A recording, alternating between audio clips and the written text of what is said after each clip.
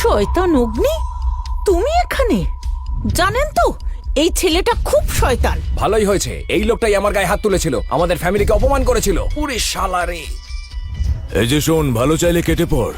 তুই তো জানিস গদাই যদি একবার রেগে যায় তাহলে সে সবাইকে শেষ করে দেয়। অগ্নি প্লিজ, তুমি যাও এখান থেকে। গদাই গুন্ডা খুব বদমাস, ঝামেলায় জড়িও না। চিন্তা করো না, আমার বউকে কেউ অপমান করে যাবে সেটা কখনোই হতে পারে না। তার অবস্থা আমি খারাপ করব। দেখেছেন গদাইদা আপনাকে কি বলল? ও তো চেনে না আপনি কত ভয়ঙ্কর। তোকে অনেকক্ষণ ধরে সহ্য করছি আমি, এবারে আর তোর কোনো রেহাই নেই। কে আছিস? মার, মার শালাকে।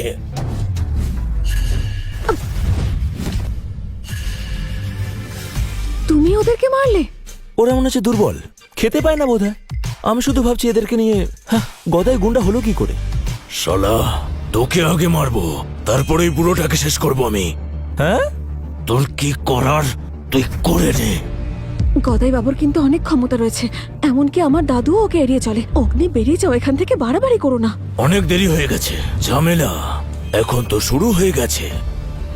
আর কোনো ছাড় নেই। অস্ত্রটা দে, ওর গলাটা কেটে দিই আমি।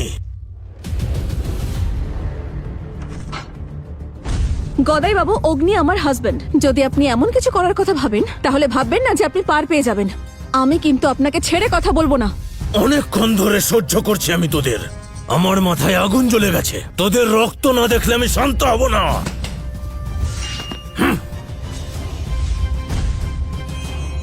হ্যাঁ, আমাকে তো ভয় পাইয়ে দিয়েছো। তোমার আবার মাথা। গদাইয়ের রামদার খুব বদনাম আছে জানিস তো।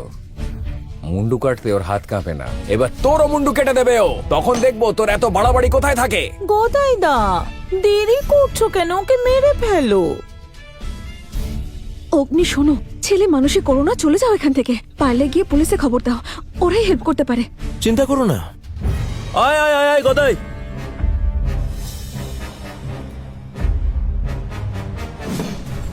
নে এবার আমার গলা কাট, দেখি কেমন এক কোপে মারতে পারিস। কি করছো নাকি অগ্নি? পাগল হয়ে গেছো নাকি? গদাইদা আমি তোমার জায়গায় থাকলে এক্ষুনি ছেলেটাকে শেষ করে দিতাম। বড্ড বাড়াবাড়ি করছে। জীবনে অনেক ঢ্যামনা লোক দেখেছি, এইরকম একটাও দেখিনি। তাহলে ঠিক আছে, তৈরি হ। না,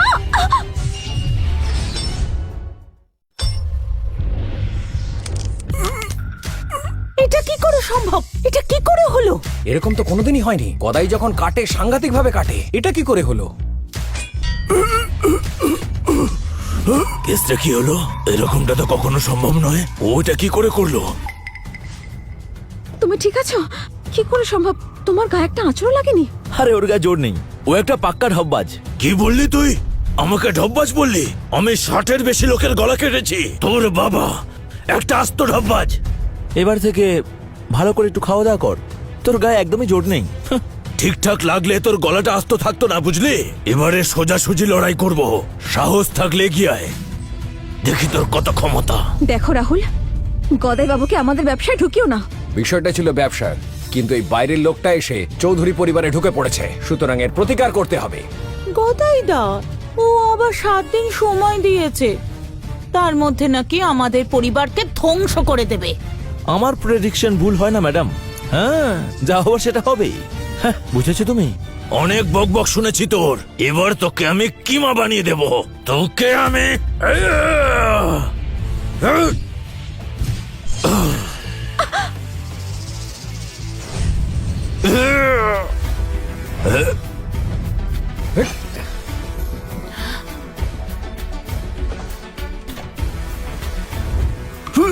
এটা কি করে হলো?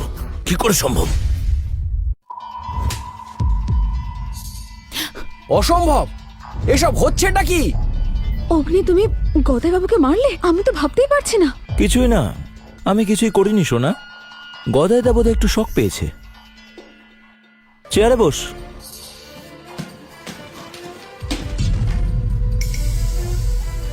গদাইদা তুমি কি ভয় পেয়ে গেলে নাকি? এইভাবে চুপচাপ বসে আছো কেন?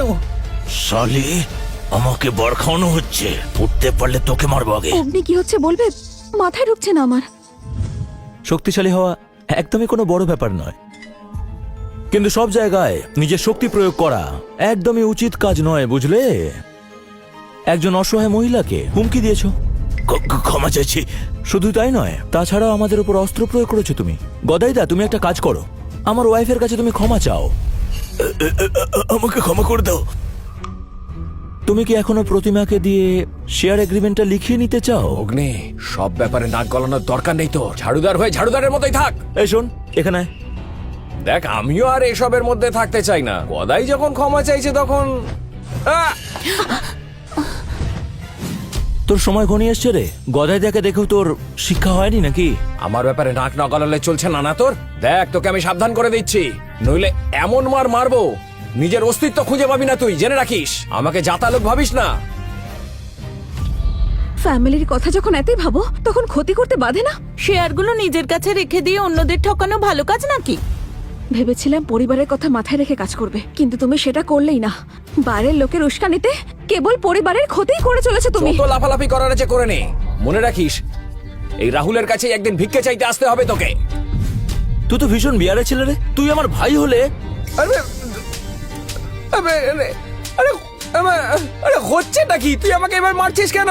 তোর ভাগ্যটা মনে হচ্ছে এই কদিন খুব খারাপ যাচ্ছে। তোর কপালে শনি নাচ্ছে। এভাবে বলো না অগ্নি। এ শোন, শিক্ষা হয়েছে তোর? তুই দিন গুণ অগ্নি, রায় পরিবার তোকে ছাড়বে না। ওদেরকে গিয়ে বলিস তুই, ওদের জন্য আমি তৈরি রয়েছি। যদি ওদের সাহস থাকে তাহলে যেন আমার সামনে এসে লড়াই করে যায়। ওদের সঙ্গে লড়ার জন্য আমি সব সময় তৈরি রয়েছি। যা। অগ্নি, তোমাকে আমি আগেও বলেছি, রায় পরিবারের সঙ্গে শত্রুতা করা মানে নিজের মৃত্যু ডেকে আনা। এরকম করো না।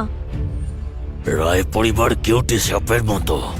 এই ছেলেটা তো বেঘরে প্রাণ হারাবেই। দেখ অগ্নি, তুই নিজেকে বিরাট বড় ভাবছিস, কিন্তু রায় পরিবারকে এখনো চিনিস না। চলো চলো এখান থেকে, এখানে থাকলে আরো মার খাবে।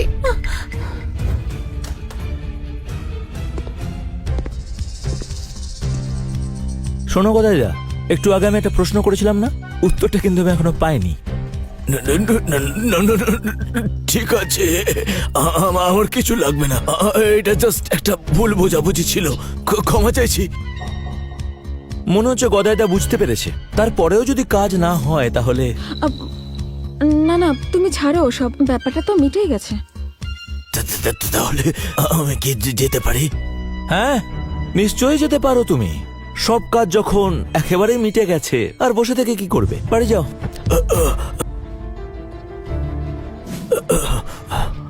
থ্যাংক ইউ, আমি বাড়ি যাচ্ছি। এটা আমার কার্ড। কারো হাড়গোড় ভাঙতে হলে আমাকে একটা ফোন করো, আমি চলে আসবো। এই চল। আরে গদাই তো একদম পাল্টে গেল দেখছি। ওকে এরকম ভদ্রভাবে কথা বলতে আগে দেখিনি। পরিবর্তনই জীবনের সব থেকে বড় নিয়ম, কিন্তু সায়েন্স তার উপরে। কিন্তু এই রামদারা তোমার। আমি সামান্য সন্ন্যাসী মাত্র, এর বাইরে কিছুই নয়। তুমি ভুল দেখেছো। আমি তো নিজের চোখে দেখলাম, তোমার গায়ে আঁচড়ও লাগেনি। ভুলই দেখেছো। তাহলে আমি যে দেখলাম তুমি হিপনোটাইজও করতে পারো, আমি ওটা দেখেছি। খুবই কঠিন ব্যাপার এটা। যা ঘটেছে সবই শুধুমাত্র একটা কোইন্সিডেন্ট। বাস্তবে এমন কিছুই নেই, সবই তোমার চোখের ভুল। আমার কিন্তু সত্যি খুব অবাক লাগছে। আমি ভাবতেই পারছি না তুমি এত কিছু করতে পারো। তোমাকে দেখে বোঝা যায় না। আমার কাজে যদি কোনো ভুল হয় তাহলে বলতে পারো। ঠিক আছে, সেটা না হয় বুঝলাম, কিন্তু আমাদের ব্যবসায় যে নিজেকে জড়ালে। এটা আমার কর্তব্য ছিল। যা কিছু কর্তব্য আমি সব সময় সেগুলোই পালন করে থাকি, তার বাইরে আমি কিছুই করি না। সত্যি কি তাই? ঠিক আছে, সেক্ষেত্রে আমি কৃতজ্ঞ। তুমি যা করবে আমি তোমাকে আটকাবো না, কিন্তু রায় পরিবারকে শেষ করার কথা মাথায় আনবে না। যদি করতেই হয় তাহলে সবার আগে আমাকে জানাবে, বুঝেছো? এরকম কেন বলছো? তাহলে বলছি শোনো, বিশেষ করে রায় পরিবারের সেকেন্ড জেনারেশনরা প্রচন্ড শক্তিশালী। ওদের হারাতে পারাটা সোনার হরিণ হাতে পাওয়ার মতো ব্যাপার।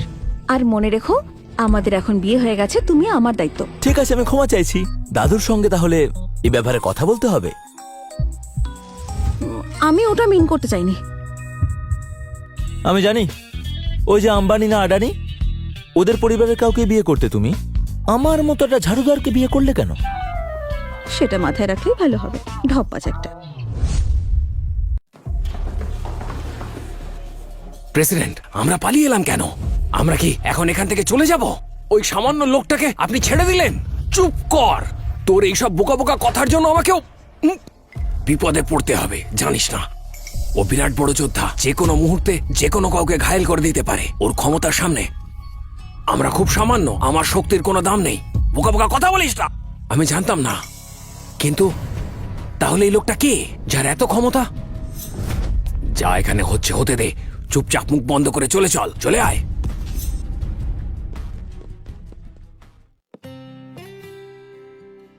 বারোটা বাজে, তুমি এখনো ঘুমাওনি কেন? তুমি সোফায় ঘুমোতে অভ্যস্ত নয়? আমি এই বইটা পড়ছি, তারপর আসছি। যাও, তুমি ঘুমিয়ে পড়ো। ও,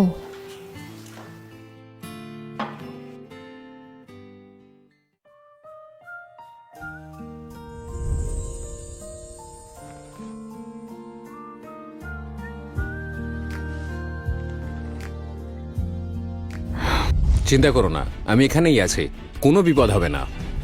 আমি এলাম এদের সাথে একটু দেখা সাক্ষাৎ করে যেতে।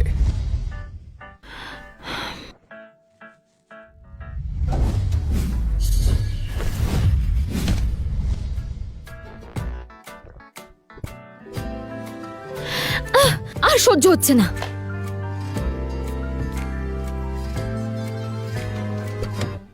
তুমি শুনতে পাচ্ছ? কি হয়েছে? এখানে এসো।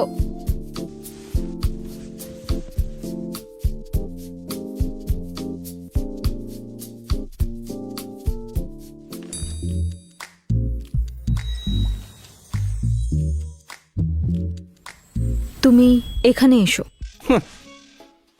যাও গিয়ে শুয়ে ঘুমিয়ে পড়ো, আমি সোফাতে ঘুমবো এখন। তুমি আমার সাথে বিছানায় ঘুমোবে, এসো। তোমার সাথে একসাথে? কোনো অসুবিধা? তুমি একটা সুন্দরী অল্প বয়সী মেয়ে, তারপর কোনো দুর্ঘটনা ঘটলে আমার দোষ নেই কিন্তু। তুমি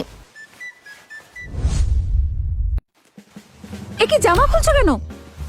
কি সমস্যা তোমার? হ্যাঁ, বলেছি না আমি এখানে সমস্ত করা যাবে না। আমি আগে এগুলো খুলবো, তারপরে ঘুমোবো। অসভ্য একটা। ঘরে একজন মহিলা আছে, তা সত্ত্বেও জামা কাপড় ছেড়ে ফেলছো।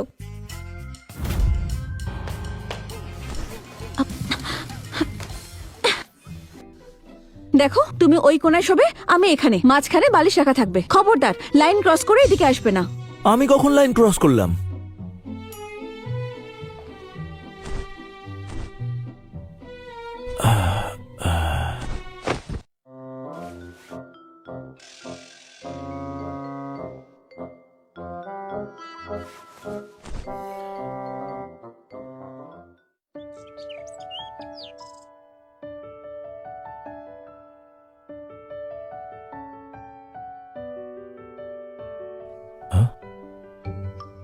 ঘুমের ঘোরে লাইন ক্রস করে ফেলেছে ও।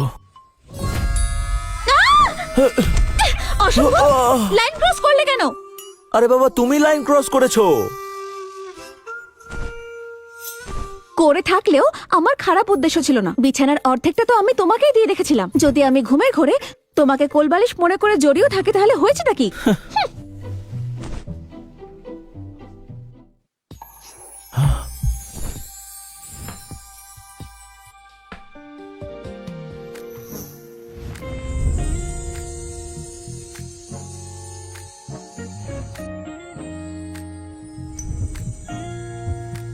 কি দেখছো হা করে? কিছুই দেখছি না। চোখ বন্ধ করো।